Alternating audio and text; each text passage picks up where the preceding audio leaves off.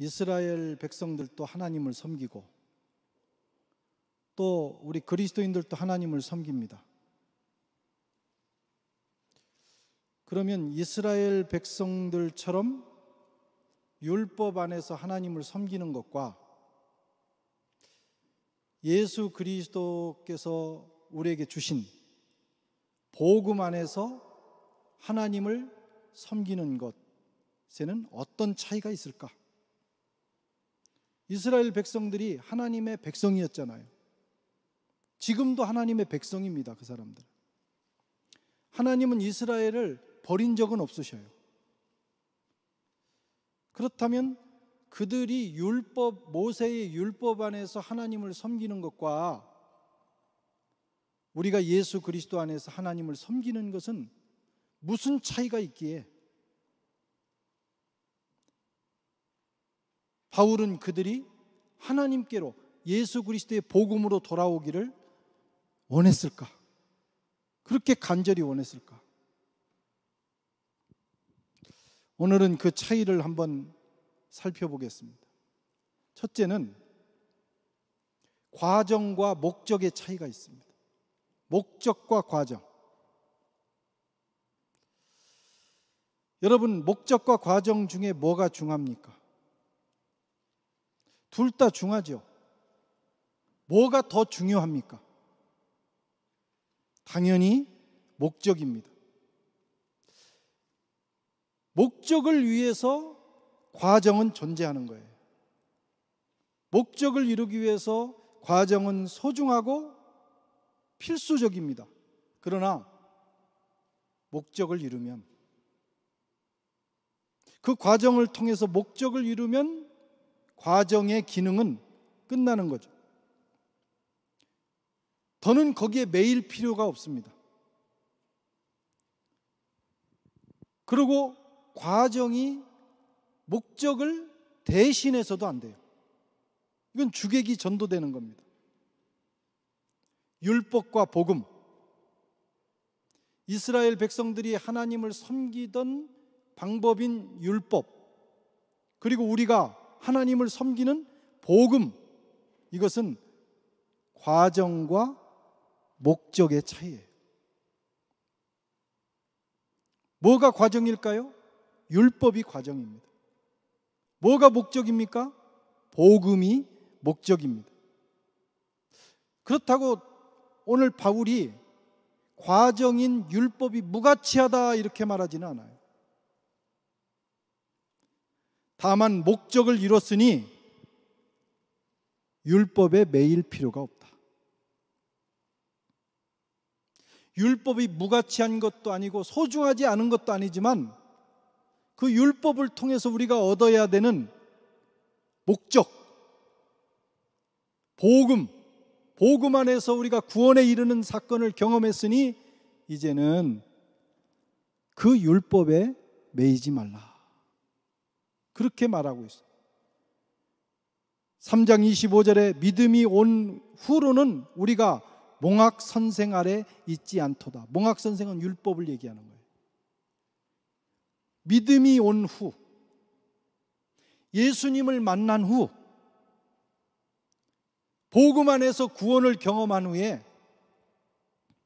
우리는, 특별히 유대인들은 더 이상 율법 아래 있지 않다.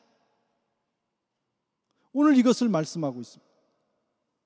그런데 유대인들은 예수님이 오셨지만, 목적이 왔지만 여전히 과정에 매여 있는 거예요. 율법을 붙들고 있는 거예요. 그래서 어리석다고 말하는 거예요. 또 예수님을 만난 그리스도인들조차도 다시 율법으로 돌아가는 것은 진짜 어리석다. 그것을 다른 말로 종노릇이라고도 했습니다. 율법에 매이는 것은 종노릇이다. 예수께서 오셔서 율법과 율법의 정죄에서 우리를 자유케 하셨습니다. 예수님이 이 땅에 오신, 율법 아래 나신 이유 중에 하나가 율법과 율법의 정죄로부터 우리를 해방시켜 주시기 위해서, 자유하게 해 주시기 위해서 오셨는데, 그래서 자유인으로 만들어 주셨는데 여전히 그 율법을 붙들고 있는 이들이 있다 하는 겁니다. 갈라디아서 5장 1절에는 그리스도께서 우리로 자유케 하려고 자유를 주셨으니 그러므로 굳세게 서서 다시는 종의 멍에를 매지 말라. 종의 멍에는 율법을 가리킵니다. 이것은 죄와 관련된 말씀을 하는 게 아니에요. 지금 물론 우리가 죄의 종이기도 했어요. 그러나 갈라디아에서 얘기하는 말씀하는 주된 이야기는 율법입니다. 율법 아래, 율법의 멍에, 그걸 종의 멍에라고 그래요. 그 멍에를 다시는 매지 마라. 갈라디아 교인들아, 이제 예수님 만나서 예수님이 너희를 율법으로부터, 율법의 정죄로부터, 심판으로부터 자유하게 하셨는데 왜 다시 율법으로 돌아가서 정죄의 멍에를 메고 그 정죄감을 가지고 사느냐. 예수님이 살려주시고 새 생명 주시고 자유롭게 살 수 있도록, 영적으로 자유로워질 수 있도록 해 주셨는데 왜 그러느냐. 그렇게 말씀하고 있는 거예요. 이 부분이 잘 이해가 안 가는 분들도 있을 거예요. 이 부분이 율법도 하나님이 주신 법 아니에요? 그렇지 않습니까? 하나님이 모세를 통해서 율법을 주시고 유대인들에게 율법을 지키지 않으면 책망하시고 선지자를 보내셔서 율법을 지켜라, 율법대로 살아라 말씀하시지 않았는가? 그들이 바벨론 포로로 간 이유가 뭐예요?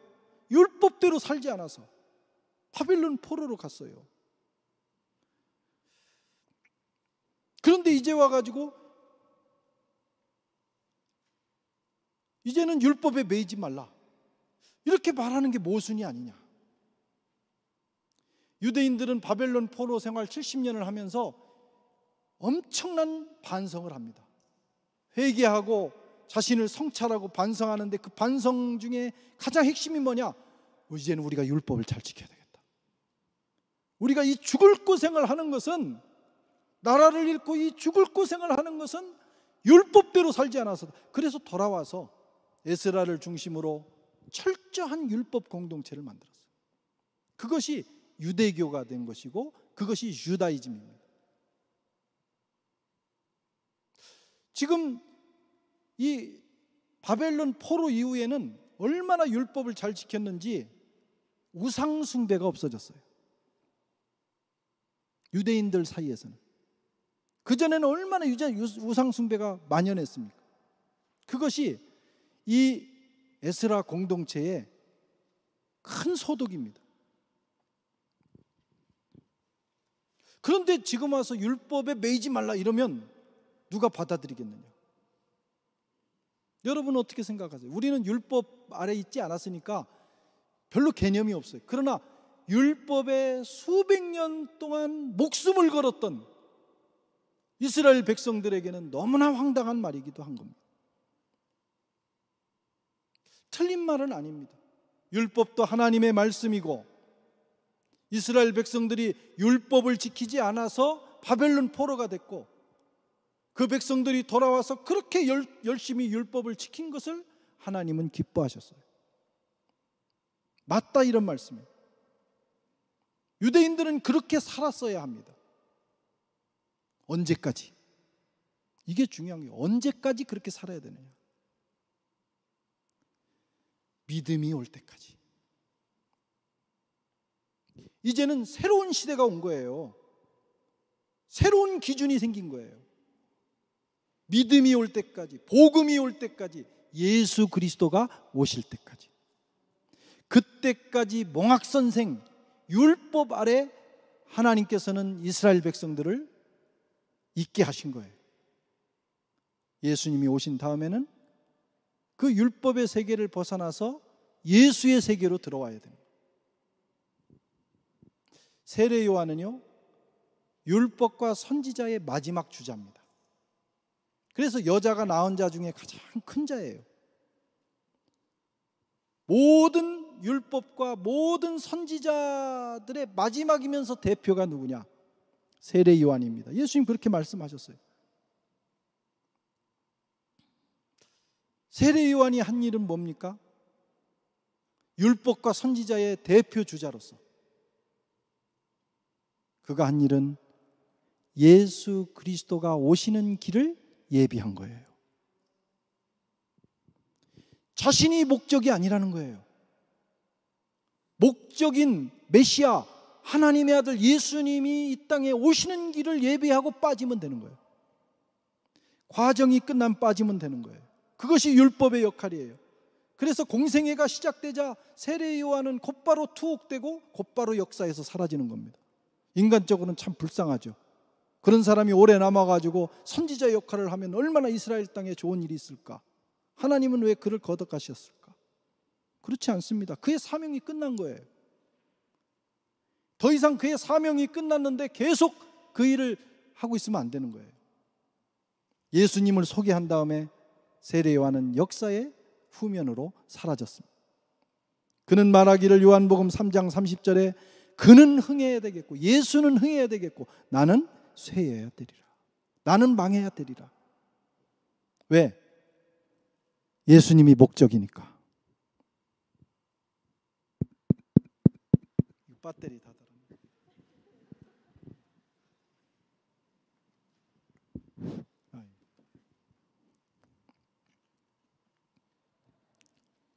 예.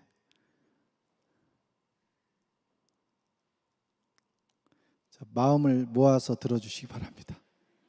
예. 이게 저기 하지 않도록. 예. 우리가 선물을 받을 때, 택배를 받을 때, 어떤 물건을 받아요. 어떤 사람이 애플 핸드폰을 샀다든가, 삼성의 LG 핸드폰을 샀다든가, 이렇게 해서 그 물건을 받을 때 포장지 중요합니다. 중요한 거예요. 물건이 오는 과정, 안전하게 보호할 수가 있는 거예요. 또 과정, 그 안전한 보호만이 아닙니다. 값비싼 물건은 포장지도 예술이더라고. 그래 안 그래요? 그래서 언박싱 하는 사람들이 그 포장지에 대한 감탄을 늘어놓습니다. 멋지고 튼튼하고 어떤 것은 정말 작품성이 있어요. 포장지조차도. 근데 어떤 사람이 이 핸드폰의 포장지 기가 막히다. 그리고 포장지를 붙들고 그 안에 있는 핸드폰은 쓰레기통에 버렸다. 아마 이 세상에 그런 사람은 하나도 없을 겁니다. 그렇죠? 혹시 있으면 제정신이 아니죠. 물건 대신에 포장지를 선택하는 사람은 없다 이거예요. 물론 그 포장이 너무 예쁘고 나중에 AS 받으려고 보관할 수는 있어요. 그러나 내가 가지고 노는 것은 뭐예요? 핸드폰입니다. 그 포장지는 버려도 괜찮습니다. 그거 버렸다고 비난받지는 않아요. 어리석다고 하지는 않아요. 중요한 것은 그 안에 있는 물건을 붙들고 즐겨야 되고 누려야 되고 이용해야 되는 거예요. 이것이 과정과 목적의 차이예요. 그리고 율법과 복음의 차이예요. 율법이 나쁘다고 말하지 않아요. 그러나 목적인 예수 만난 다음에는 포장지 같은 그거 붙들고 있지 말라. 꼭 좋다면 잘 보관하라 이거예요. 그러나 모든 시간 전적으로 우리는 예수와 더불어 예수님의 복음과 더불어 그분이 주는 생명을 받고 생명을 누리고 그분과 통행하고 그분과 상의하고 그분이 주시는 새로운 율법, 예수님이 우리에게 새로운 법을 주셨다. 그 법을 붙들고 사는 것입니다. 그런 차이가 있습니다. 그래서 바울이 제발 내가 목적을 예수님을 너희들에게 전했으니 다시는 율법, 포장지 같은 율법으로 돌아가지 마라, 이렇게 말하는 거예요. 두 번째 차이는 아들과 종의 차이입니다. 이건 이제 다음에 갈라디아서 다음에 5장 6장에서 또 설명을 합니다. 여러분, 종이 귀합니까? 아들이 귀합니까? 물론 둘 다 귀하죠. 귀한 걸로 말하면. 그러면 누가 더 귀합니까? 아들입니다. 종은 아주 훌륭하고 잘생기고 충성스러워도 종은 종이고, 아들은 못생기고, 다 자기 닮아서 못생긴 거 아니에요? 그러니까 못생기고 또 뭐 공부도 잘 못하고 뭐 능력도 없고, 그래도 부모에게는 자식이 소중한 거예요. 귀하기로 말하면 하나님의 궁극적인 목적은 우리를 그 소중한 자식 만드는 거예요. 우리를 하나님의 아들, 딸 삼으시는 것이 하나님의 궁극적 목적. 그건 유대인이나 이방인이나 마찬가지예요. 하나님은 유대인도 하나님의 자녀로, 이방인도 하나님의 자녀로 만드시기 원하셨어요. 예수님이 오신 목적입니다. 그것이 오셔서 십자가에 죽으시고 부활하심으로 우리에게 새로운 신분을 주셨는데, 하나님의 자녀, 하나님을 아바, 아버지라고 부를 수 있는 권리를 주신 거예요. 그 과정에서 이스라엘 백성들을 택하신 거예요. 택하셔서 그들에게 어떤 신분을 주셨느냐? 하나님의 백성의 신분을 주셨어요. 백성. 그리고 그 백성들에게 하나님과 백성 사이의 관계를 지속적으로 이어주는 것으로, 그 계약으로 율법을 주신 거예요. 이스라엘 백성들은 하나님의 백성으로서 율법을 지키면서 하나님과 관계를 했습니다. 4장 1절에서 3절 같이 한번 읽겠습니다.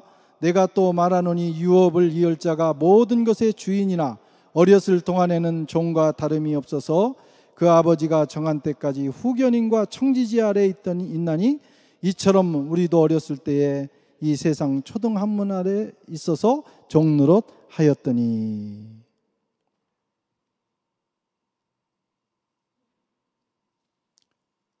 이스라엘 백성들에게 율법을 주셔서 그 목적인 예수님이 오실 때까지 그 안에서 하나님을 섬기도록 하셨다 이거예요. 일시적으로. 이것이 이스라엘 백성들의 상태입니다.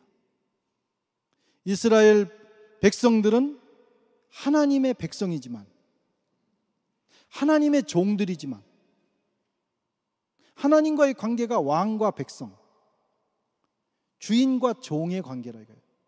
선택된 백성이에요.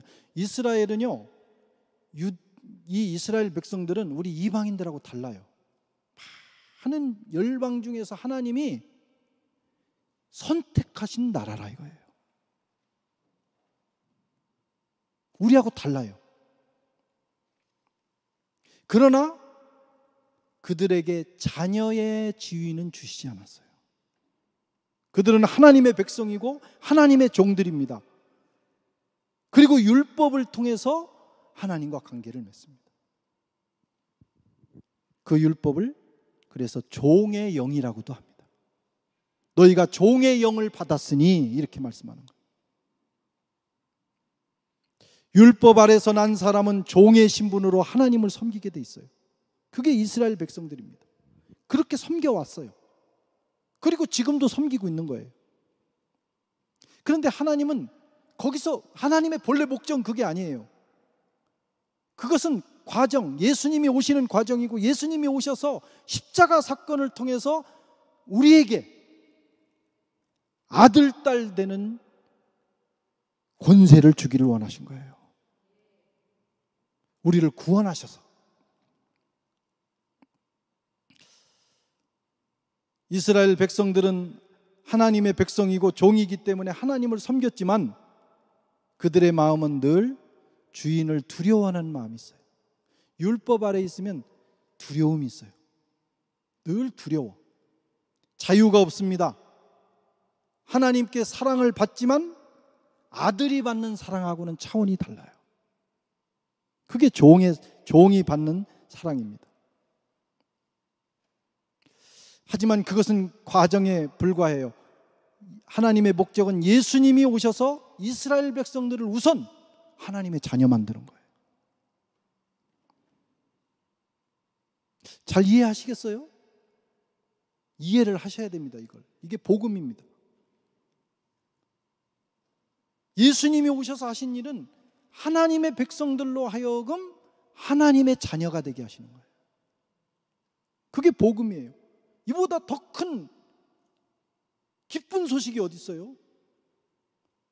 하나님을 내가 알고 오랫동안 섬겼는데 종으로 두려움으로 섬겼지만 이제는 우리를 자녀로 승격시키신다. 4절 5절에 보면 때가 참에 하나님이 그 아들을 보내사 여자에게 나게 하시고 율법 아래 나게 하신 것은 율법 아래 있는 자들을 속량하시고 우리로 아들의 명분을 얻게 하려 하심이라. 예수님이 오신 이유는 아들 되게 하기 위해서. 이스라엘 백성들은 이걸 이해를 못해요. 왜냐하면 오랫동안 종으로 살았기 때문에. 예수를 보고 깜짝 놀랐어요. 처음엔 그냥 랍비인 줄 알았어요. 그런데 예수라는 분이 갑자기 어느 날부터 하나님을 아버지라고 한단 말이에요. 자기를 하나님의 아들이라고 한단 말이에요. 우리는 그게 뭐 이상하냐고. 하나님을 아버지라고 하고 우리가 하나님 자녀 됐는데. 그러나 당시 이스라엘 사람들에게는 이건 충격적인 일이에요.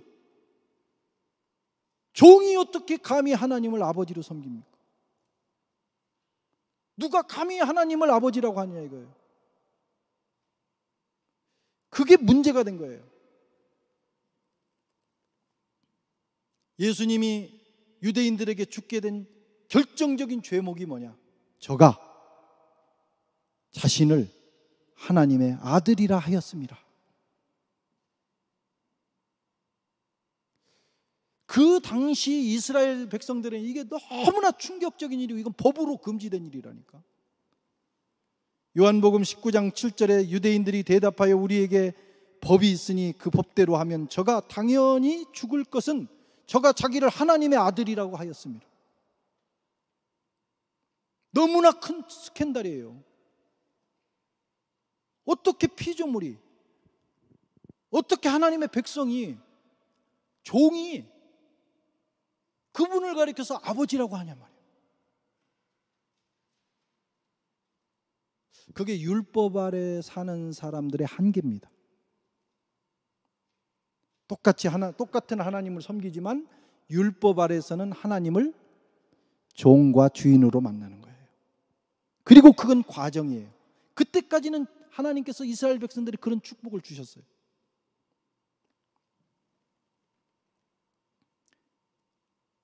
예수님은 이스라엘 백성들을 먼저 종의 신분에서 자녀의 신분으로 승격시키고 그리고 우리 이방인들에게도 하나님의 자녀가 되는 권세를 주기를 원하신 거예요. 누구든지 저를 믿는 자마다 하나님의 자녀가 되는 권세를 주셨으니. 여러분 믿으십니까 이 말씀을? 그리고 이 우선권을 유대인들에게 주셨어요. 예수님께서도 전도하러 가실 때 먼저 유대인의 고을로 가자. 또 어떤 여자가 자기 아들 고쳐달라고 하니까 자식의 것을 빼앗아서 개들에게 주는 법이 없다. 나는 먼저 유대인을 위해서 왔다. 그런데 결국 고쳐주셨어요. 예수님과 예수님의 제자들을 보면 모든 우선권을 유대인들에게 줍니다. 사도 바울도 먼저는 유대인에게요, 다음은 헬라인에게라. 왜 그랬어요? 과정에 쓰임을 받았어요. 하나님이 그걸 소중하게 여기신 거예요.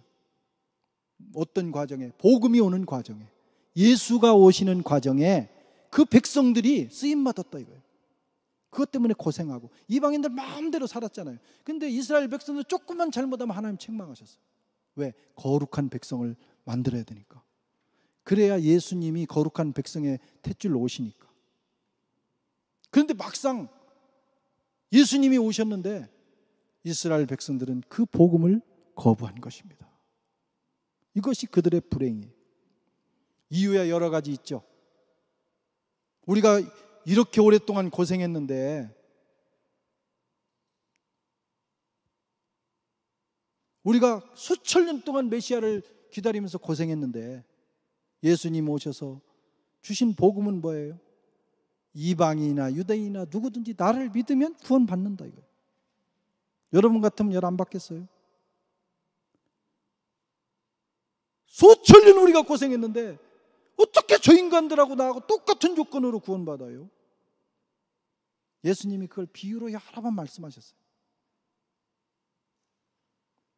유대인들의 그 마음, 저 상놈 같은 이방인들하고 우리 양반 같은 유대인이 같은 조건으로 구원받을 수 없다. 거부한 거예요. 그래서 또 하나는 율법에 익숙해졌어요. 그게 다인 줄 알았어요. 그게 과정인데 그게 목적인 줄 알고 산 거예요. 너무 열심히 믿었어.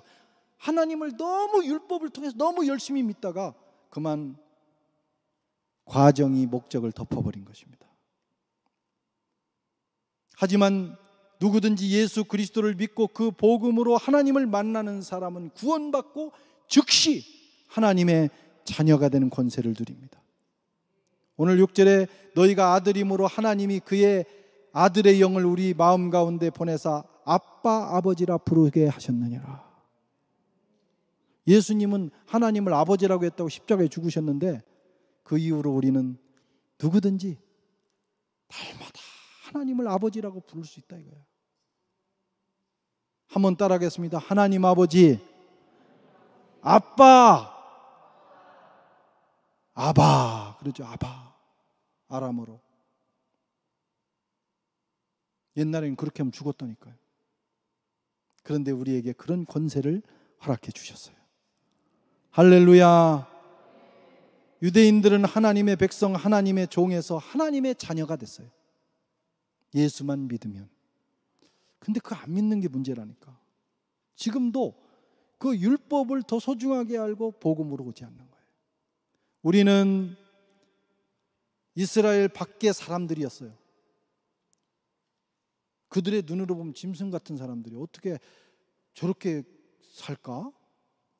하나님도 모르고 율법도 모르고 저렇게 더럽게 살까? 그런 대상이었는데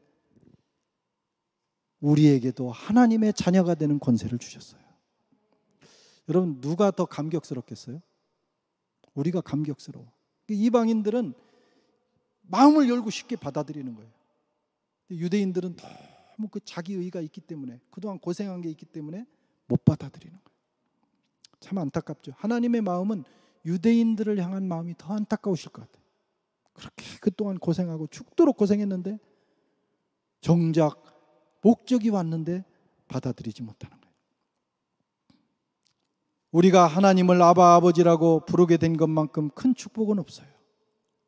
날마다 부르시기 바랍니다. 날마다 하나님 아버지, 하나님 아버지 부르기만 해도 하나님은 좋으시고.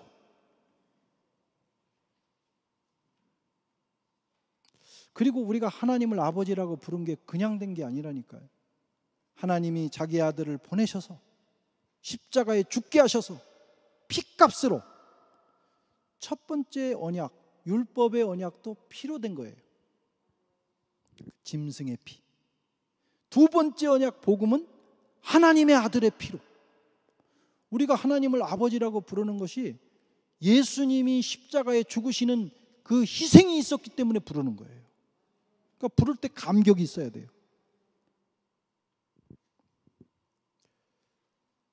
또 반대로 하나님 입장에서는 그 비싼 값을 주었기 때문에 우리가 소중한 거예요. 더. 자기 아들 목숨하고 바꿨기 때문에. 그래서 우리가 하나님 아버지, 우리가 아이들 키우다가 처음에 옹알이 하다가 아빠 실수로라도 엄마 그러면 막 정말 부모가 난리잖아요.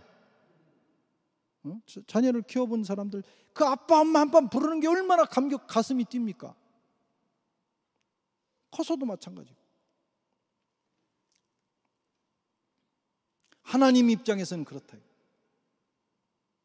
눈에 넣어도 아깝지 않은 사람이 저와 여러분들이에요. 우리가 보이기에는 허접하게 보여도 하나님 입장에서는 눈에 넣어도 아프지 않은 보배로운 존재. 그것이 저와 여러분들 믿습니다. 종과 주인의 관계는 그렇지 않습니다. 여러분, 이보다 더 큰 축복이 어디 있어요? 우리가 예수님과 같은 마음으로 하나님을 아버지라고 부를 수 있게 됐다는 거.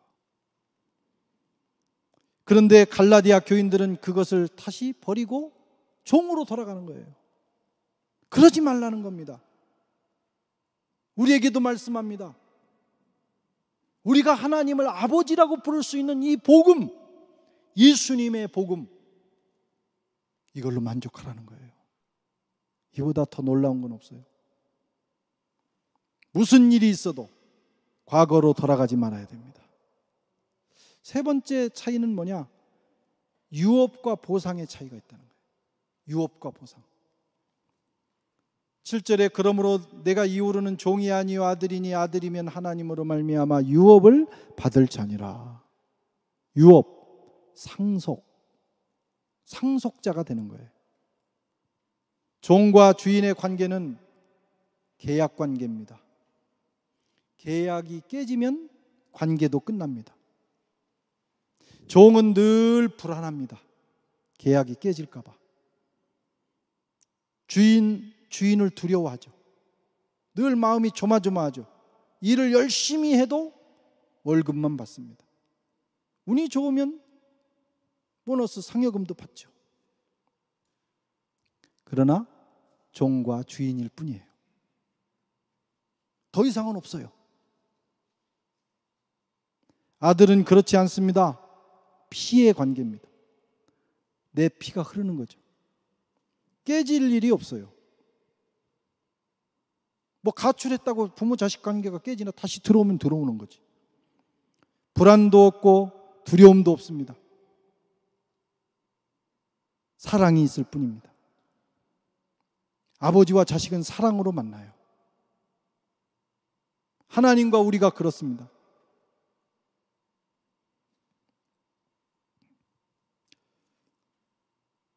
아버지의 소유가 내 소유예요. 상속자라 이거예요. 법적인 겁니다. 상속자라는 건 법적 상속. 이것이 복음 안에서 우리가 누리는 축복이에요. 문제는 우리가 그걸 잘 모른다는 거예요. 우리가 예수 믿어서 복음 안에서 산다는 것이 얼마나 큰 축복인지 몰라.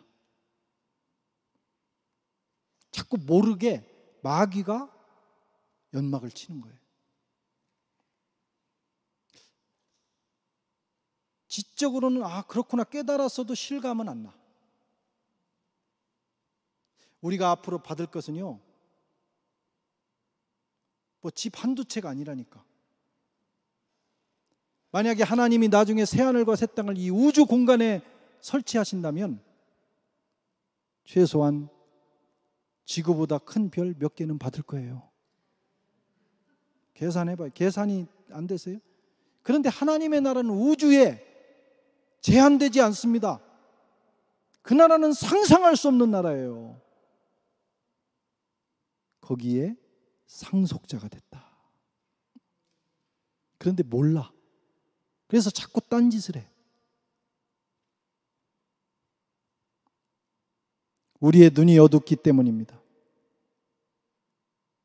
에베소서에서 바울의 기도처럼 하나님께서 저와 여러분들의 눈을 밝혀주시기를 바랍니다.